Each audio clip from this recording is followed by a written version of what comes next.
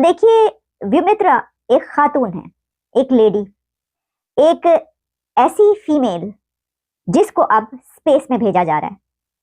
और व्योमित्रा को स्पेस में कौन भेज रहा है? इंडिया।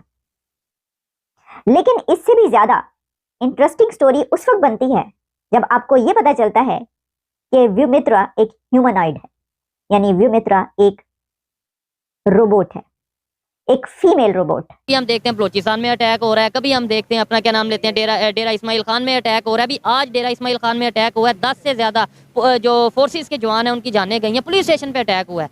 क्या आप इतना बड़ा मुल्क इंडिया, जिससे आपकी पड़ोसी भी है, अगर उनका प्राइम मिनिस्टर पाकिस्तान में आता है तो ये पाकिस्तान की इज्जत अफजाई है। अगर कोई ज़ाती फंक्शन में भी, मैं तो हैरान हूँ आप पे। आज मोदी साहब हमारे प्राइम मिनिस्टर का टेलीफोन अटेंड नहीं करते, तब आप नाराज़ हैं। इसरो की तैयार करदा ये रोबोट व्योमित्रा बहुत ही दिलचस्प है, बहुत ही इंटरेस्टिंग है। इसका कैरेक्टर, इसकी वजह यह है कि ये मिमिक्री भी कर सकती है और ये कई एक जुबानें भी बोल सकती है। लेकिन व्योमित्रा को तैयार करने का मकसद ये है कि अब इंडिया की तरफ से, इसरो की तरफ से इस ह्यूमनॉइड, इस रोबोट को स्पेस में भेजा जाएगा। बलोच कौम बड़ी बहादुर कौम है, बड़ी बागैरत कौम है।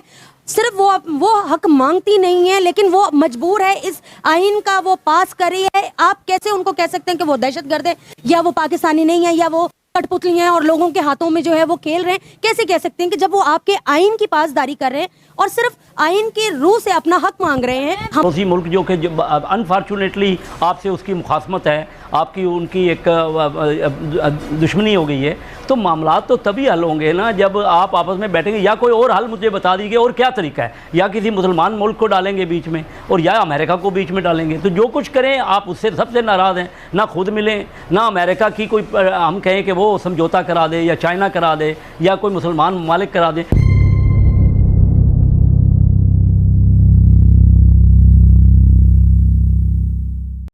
क्या आप जानते हैं कि व्योमित्रा कौन है? व्योमित्रा, आपने ये नाम सुन रखा है कभी? या आपको मालूम है कि हम व्योमित्रा किसको कह रहे हैं? तो देखिए, व्योमित्रा एक खातून है, एक लेडी, एक ऐसी फीमेल जिसको अब स्पेस में भेजा जा रहा है। और व्योमित्रा को स्पेस में कौन भेज रहा है? इंडिया। लेकिन इससे भी ज्यादा इंटरेस्टिंग स्टोरी उस वक्त बनती है जब आपको यह पता चलता है कि व्योमित्रा एक ह्यूमनॉइड है, यानी व्योमित्रा एक रोबोट है, एक फीमेल रोबोट बनाई गई है। और व्योमित्रा, इस रोबोट को क्रिएट किया है, तैयार किया है इंडिया की स्पेस ऑर्गेनाइजेशन इसरो ने। इसरो की तैयार करदा ये रोबोट व्योमित्रा बहुत ही दिलचस्प है, बहुत ही इंटरेस्टिंग है। इसका कैरेक्टर, इसकी वजह यह है कि ये मिमिक्री भी कर सकती है और ये कई एक जुबानें भी बोल सकती है। लेकिन व्योमित्रा को तैयार करने का मकसद ये है कि अब इंडिया की तरफ से, इसरो की तरफ से इस ह्यूमनॉइड, इस रोबोट को स्पेस में भेजा जाएगा।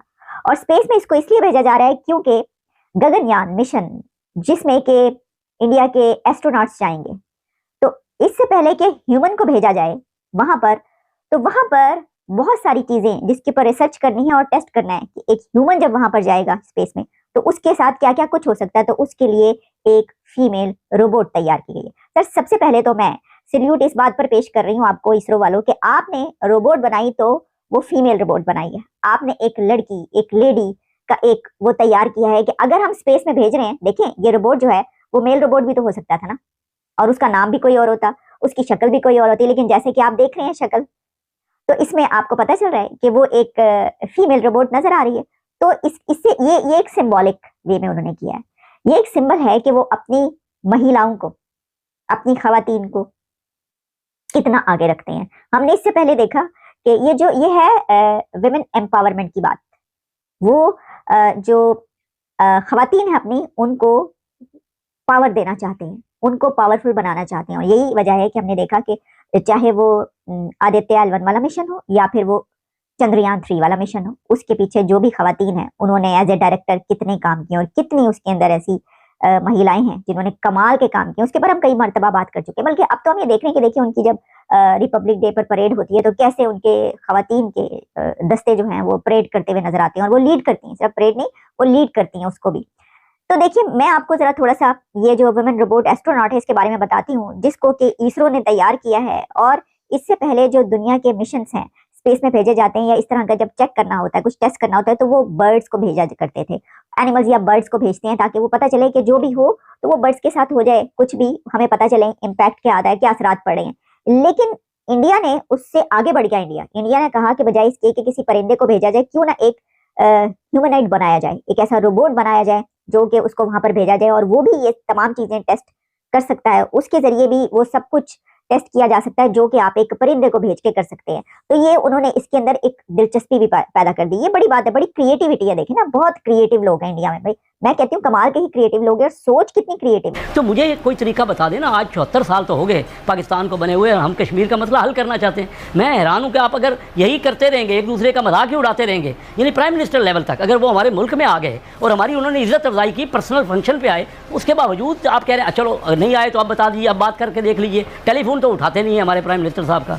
और ख़ुद प्राइम मिनिस्टर साहब ने कहा था अगर मोदी बन गए मैं उनके साथ हूँ इलेक्शन में। ये रिकॉर्ड की बात है कि अगर वो इलेक्शन जीत गए तो कश्मीर का मसला हल हो जाएगा। उसके बाद वो जाके अमेरिका में जाके सालसी की बात करते रहे।